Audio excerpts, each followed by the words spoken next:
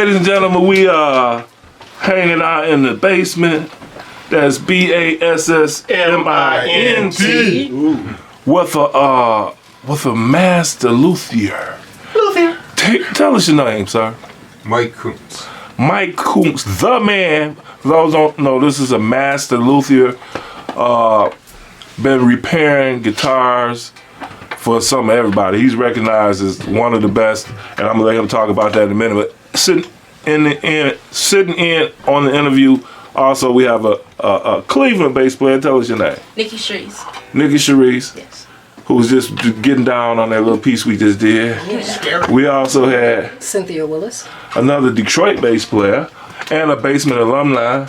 And we go this way, we got John Sargent, a multi-alumni, guitar player, sometimes try to pretend like he a bass player just so he, just so he can hang out with us. You know he don't play bass, but he play guitar, but he pretend like he play bass. I'm just playing. He's an excellent bass player, by the way. And he has a snazzy bass. I don't know what he did with it. it's over here. Yeah, y'all ever seen anything like that before? Wow, that's crazy looking. Also, we have with us in the basement hanging out. Tell us your name, sir. Steve McNanny. Another Detroit bass player. Tell us your name, sir. My name is Brian Long. Another Detroit bass player. Guys, welcome to the basement. Thank you. And a guy who cannot. Somebody, security.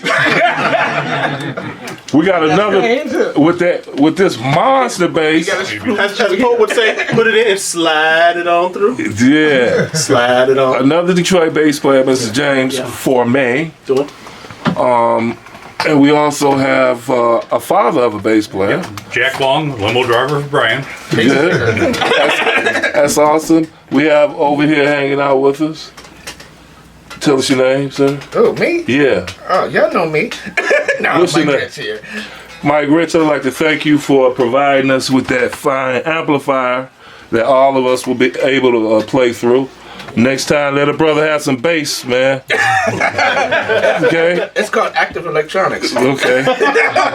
We also have another bass player in the house with us, Tony Shanae. Tony Mo. And we also have another alumni in the basement. James Francis. James Francis. Okay, so now we sitting over here. Man, I've been wanting to meet you for a long time. A couple of years ago, I purchased a Fender Jazz from a store, a 5-string, and I said, where should I go get it set up? They said, go see Mike Koontz. If you watch some of these episodes that we do here in the basement, and I forgot to mention our gracious host, Reginald Cathy. Thank you, Reggie, for letting us have these things in the basement. Yes. But several episodes, I recommend that you people watch them. Your name always comes up. Even on the Detroit Bass Players on Facebook page. Who should I see to get my bass set up? Your name always comes up 90% of the time, man. So my question to you is, when did you start repairing bass guitars and why? Well, because that was a natural thing to do because I repaired guitars already, and there started to become a lot of people playing bass in the city. And so I had to do it. I mean, people were, nobody was specializing in it. So I figured I might as well educate myself about it. And it's been a lot of trial and error, but I've been able to incorporate what I know about guitars into basses also. It's treated it as a very large guitar, that's all. Okay, and which ones are the best to work on? Which ones you have a lot of fun with? Well, they can all be challenging, but the fun comes in with being able to satisfy the customer. That's all. Right. Now, speaking of customers, for those who don't know, you have a shop in Detroit. Where's the shop located? What's the name of it? It's actually in Ferndale. It's Koontz Guitar Repair. and it's on 600 Hilton Road in Ferndale between 8 and 9 Mile. Pretty convenient to all the expressways, especially to I-75 and 696. Right, and one time I actually I saw a commercial, an actual Mike Koontz shop commercial on YouTube, and it talks about what you do to show some of your shows inside of your shop and all that kind of good stuff too as well, right? Yeah, that was done by Detroit Magazine. I'm not sure what the actual name of it is, but that's still running on there. Oh yeah, it's on YouTube. Hopefully it stay up forever. Drop some names on me, man. Whose guitars and basses have been in the shop that you had, and just tell me some of the stuff that you've done to these instruments.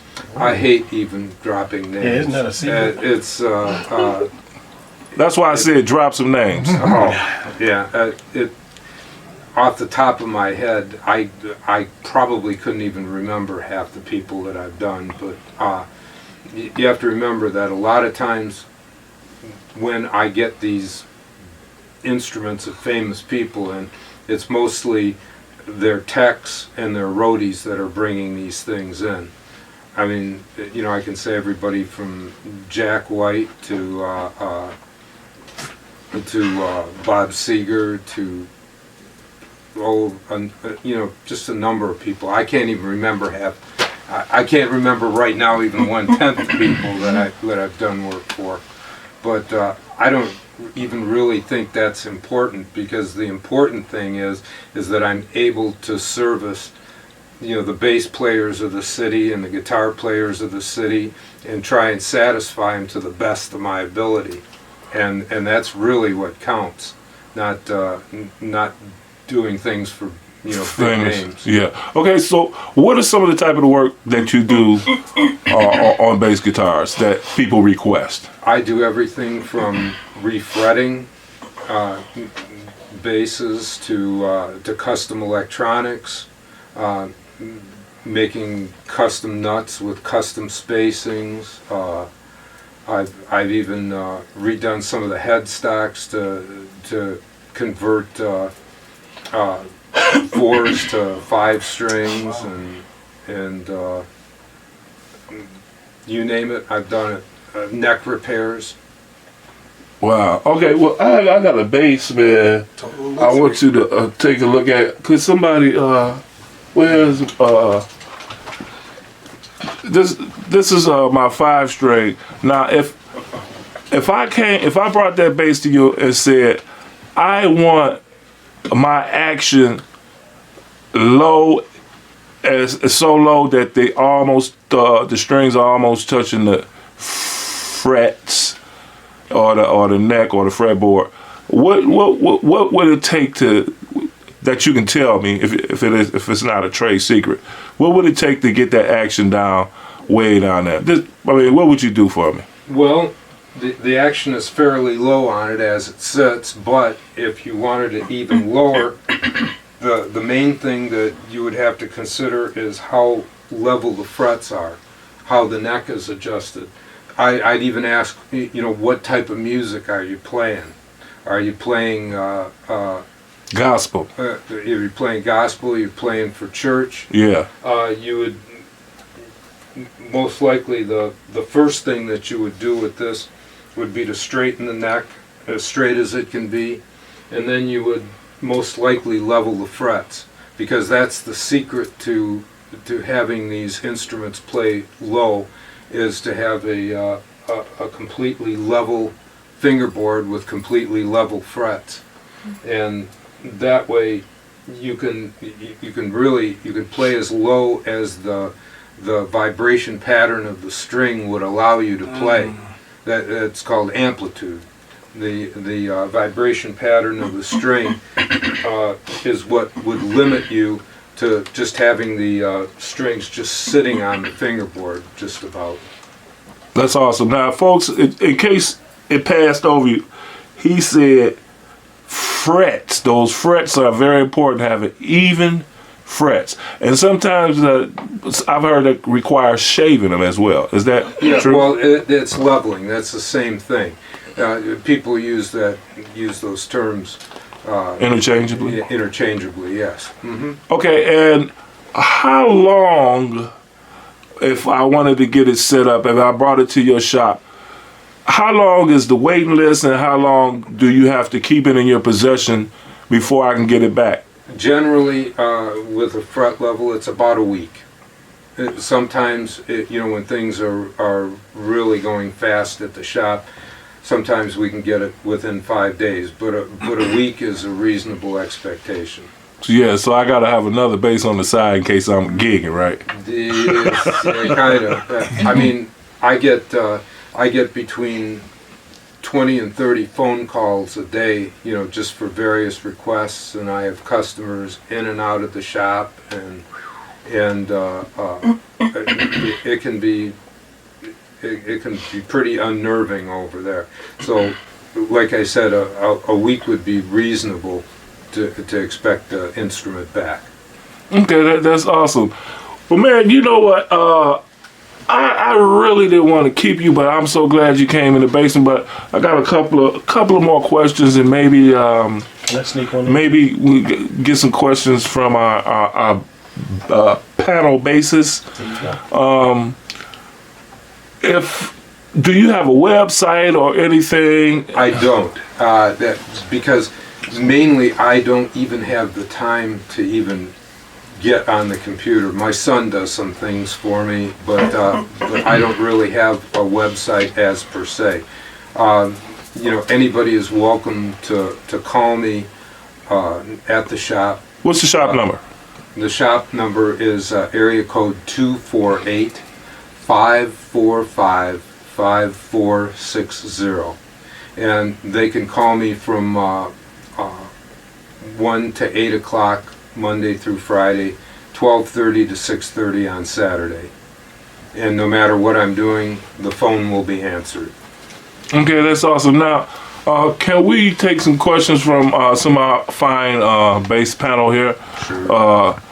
John, do you have a question? Yeah, you mentioned the amplitude of bass strings. That was an interesting question I had. I use all my guitars and basses, the one that I made, I used the StewMac 149. It's 46 thousandths high and 103 wide.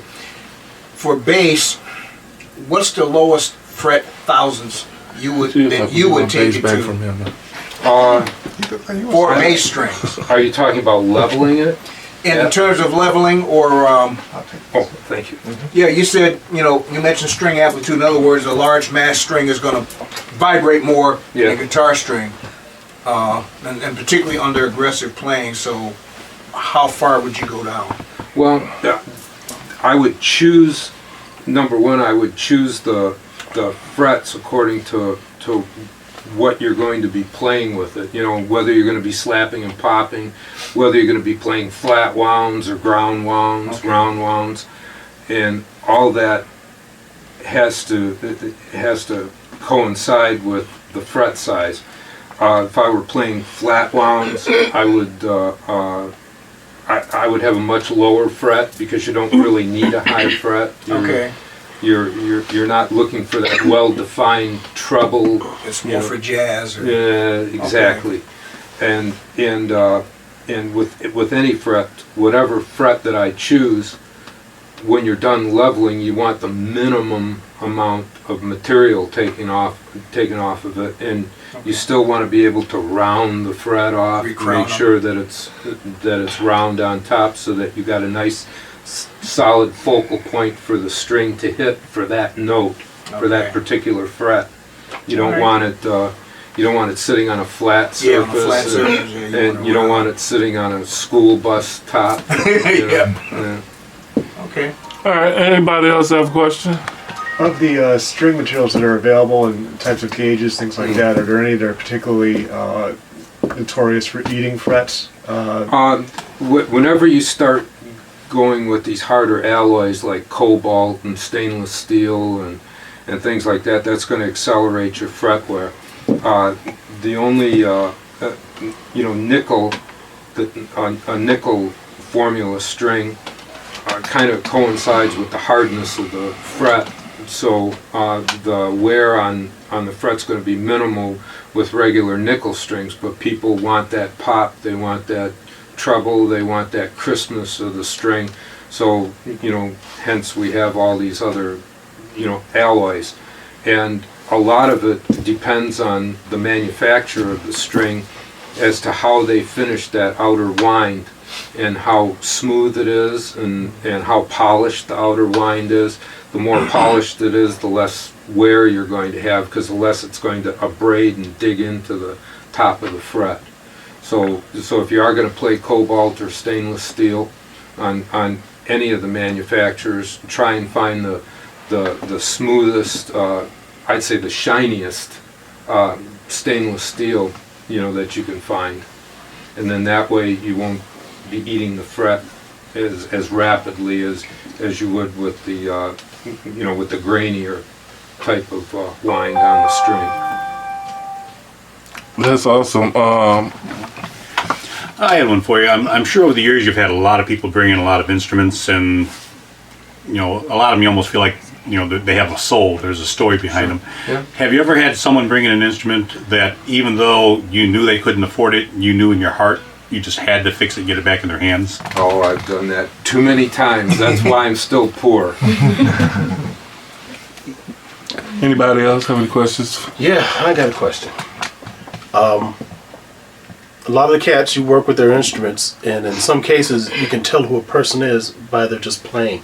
They got a tone. Mm-hmm. I'm on a quest to try to find my voice. Mm-hmm. We probably have to do this after this is over. Mm-hmm. And I know a few of the cats that you've done this for, mm-hmm. and they've got a monster tone. Mm-hmm. I know you can't divulge secrets, but if I was looking for something more dynamic, growly, which direction would you go toward? Well, you can go from both pickups and electronics, and a lot of it still is in your fingers. It's who's flying in the cockpit and what their particular style is. Okay. And that it's like the story about Albert King. Albert King, he had his particular style, and one of the gentlemen that used to play rhythm for him sometimes told me that he could pick up an old harmony guitar and put it in his hands, and this thing, the action was really high and everything. It was really junky, but yet when Albert King picked it up, he'd still sound like Albert King, even on this junky guitar. Right. So, there's a fine line between who's flying in the cockpit and the equipment, that you're playing on. Okay. But, the whole guitar and bass industry is based on different pickups and different preamps and different strings, and you just have to find what works for you, and you have to keep trying it. You can go on the internet and get people's opinions, but you have to remember a lot of times when you go on the internet and get those opinions, you don't even know if that person is really even a player and what his experience is with all that. Right. Because a lot of people just want to get on the internet just to be a presence. Right. Yeah. Right. I have a question. Do you work on upright basses?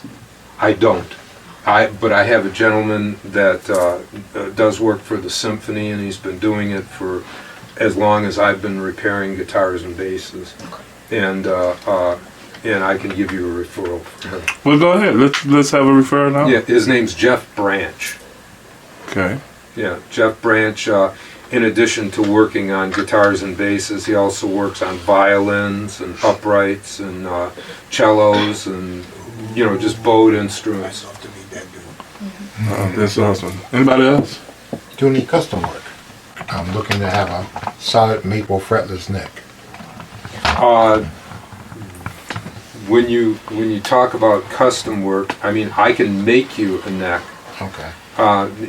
Actually to your specifications, but there's other manufacturers that you can go to that will custom make you the neck, probably cheaper, because you have to remember, I'm a repairman. I make my money by time, and if I'm not making several pieces, several necks, if I'm not manufacturing them on a production type basis, becomes more and more expensive to turn something like that out. I like to think of myself mainly as a repairman or a technician rather than a manufacturer or even a custom manufacturer. I mean, even this morning, just before I came here, a manufacturer bought me his base, his first base that he's making, and this thing is in the shape of Frankenstein's head, and it's going to have eyes that light up and everything in it. It's a 4-string. He doesn't feel comfortable doing the frets on it, so I'll do the frets on this custom piece. But you know, that's as far as I go in actually building something. All right, repairs, not builders. Right. Yep. So okay, I understand why you say guitar repair as opposed to luthier. Right. Yeah. Luthier. The literal meaning of it is a builder, and actually one who builds lutes. You know, builds mostly acoustic instruments. Mm-hmm. That man right there qualifies. Right. Me, I don't. I'm just a repairman. I don't want to keep you. So, is there anything you like to say in closing? I'm very happy to be here, and I thank you for the recognition, and I just want to let you know that I really appreciate coming here and talking with you people. That I feel as though it's an honor for me to be here because I'm among some of the most talented people in the city, and again, I really appreciate being here. He says it to all face. It's an honor for us to have you with us. We can ask you questions and learn. I learned a ton just from talking to you just now. Yeah, I mean, yeah, we like to thank you for taking your time. We'd like to thank Little Mike, wherever he is, for bringing you out, and Reggie for having us here in the basement. That's BASSMINT. And man, keep on doing the work, and hopefully I get that bass in there, and you can have that accent low. Okay. All right, thank you. Ladies and gentlemen, Mr. Mike Koontz.